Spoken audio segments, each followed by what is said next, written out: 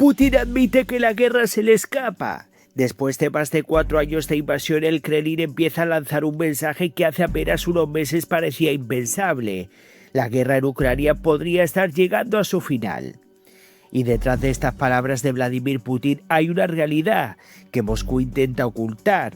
Rusia acumula problemas militares, económicos y políticos mientras Ucrania aumenta la presión dentro y fuera del frente.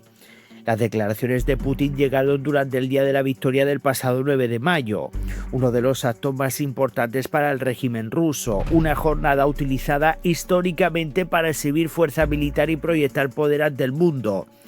Pero esta vez ocurrió algo diferente, todo lo contrario.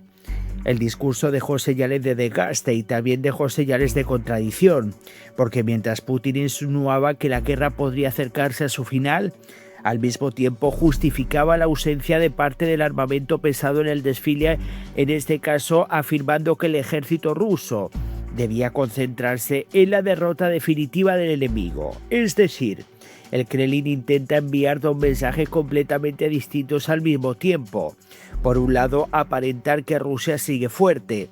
Por otro, preparar a la población para un conflicto que ya no se parece en nada a la guerra rápida que Moscú esperaba en el 2022. Y lo más importante es el contexto en el que llegan estas declaraciones. Porque en las últimas semanas Rusia ha empezado a encadenar noticias especialmente negativas.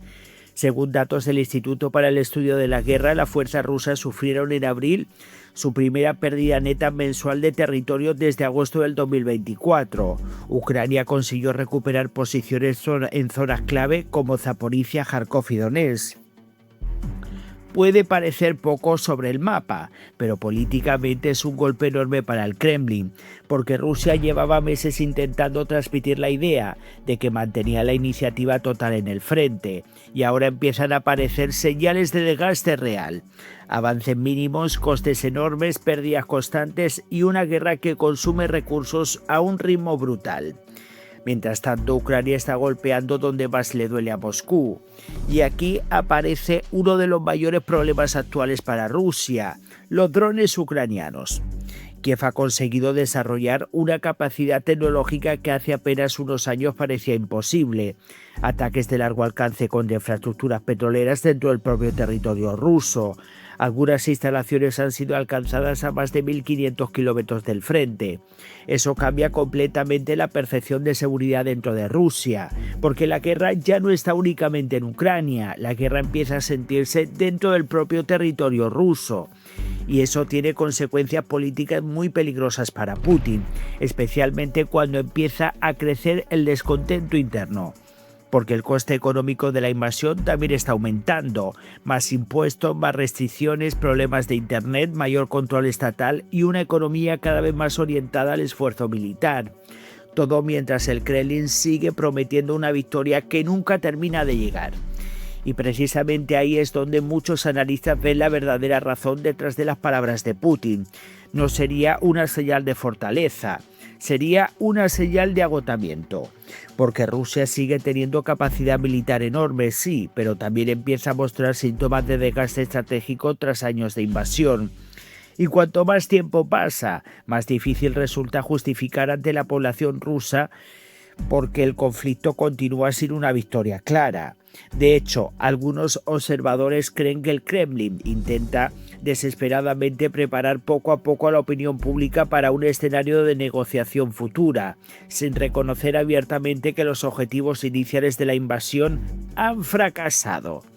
Porque la realidad sobre el terreno es muy distinta a la narrativa oficial rusa.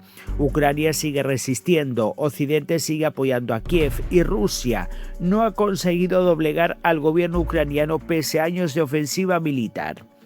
Y mientras Moscú intenta desesperadamente vender sensación de control, también aumentan los ataques masivos contra ciudades e infraestructuras civiles ucranianas, algo que muchos interpretan como una reacción desesperada ante la falta de avances estratégicos decisivos en el frente, porque cuando no puede romper al ejército enemigo, intenta desgastar a la población.